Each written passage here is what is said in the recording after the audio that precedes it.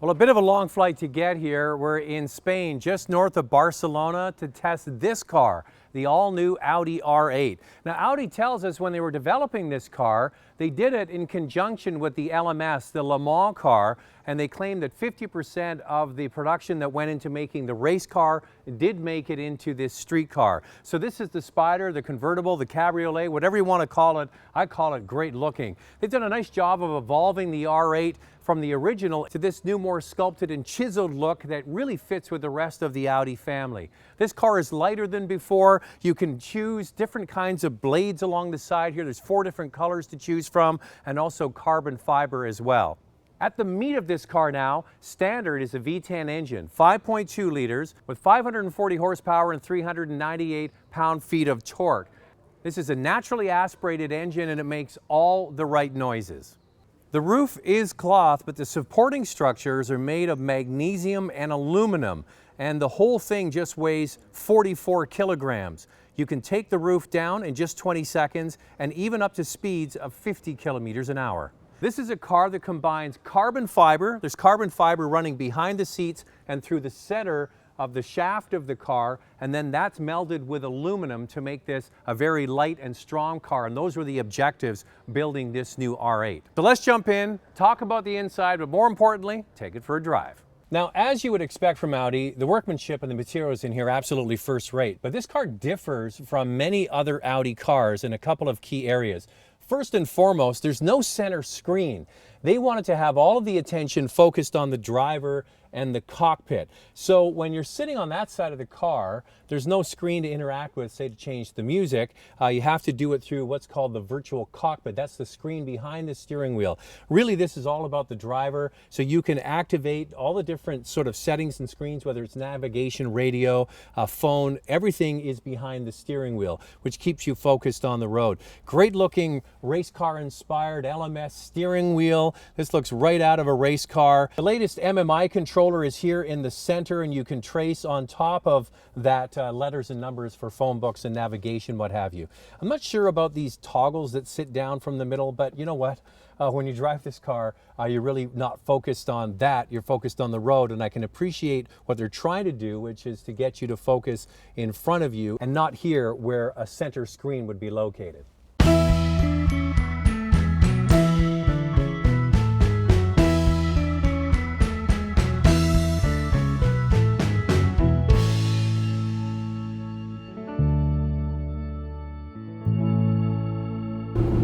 Now, when you're developing a new supercar, you definitely want it to be better than the old supercar, and the objectives for engineering were lighter, faster, and stiffer.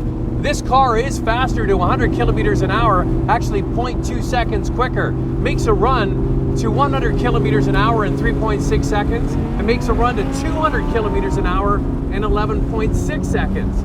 Now, this car has 50% improved torsional rigidity and is 26 kilograms lighter than the old car. You know what's interesting is that this is a cabriolet, a Spyder. Now, typically, when you get a convertible, they're a lot heavier. This car is only 8 kilograms heavier than the coupe version, which is quite an amazing accomplishment. Going through a tunnel. Listen to this.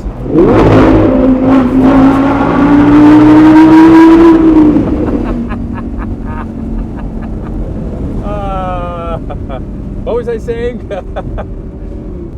There's also adaptive steering, which changes the ratios depending on how quickly you're driving. That's a sound that doesn't get tiring, I tell ya. Oh, another tunnel. There's another tunnel coming.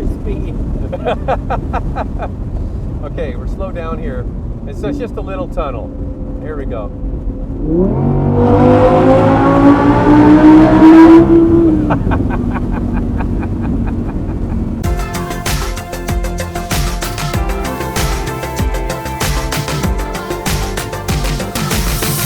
Well, I'm hoping you can get a little bit of a view here off my left shoulder of the Mediterranean. It is just spectacular. Now we're into the really twisty parts north of Barcelona, and had this R8 for several hours now. And the one thing I can say about the driving dynamics is the car feels so light, and you can stick it in a corner with absolute confidence. And between the grip of the tires and the all-wheel drive system, it does everything just absolutely perfectly. And the other thing is you can be in a higher gear.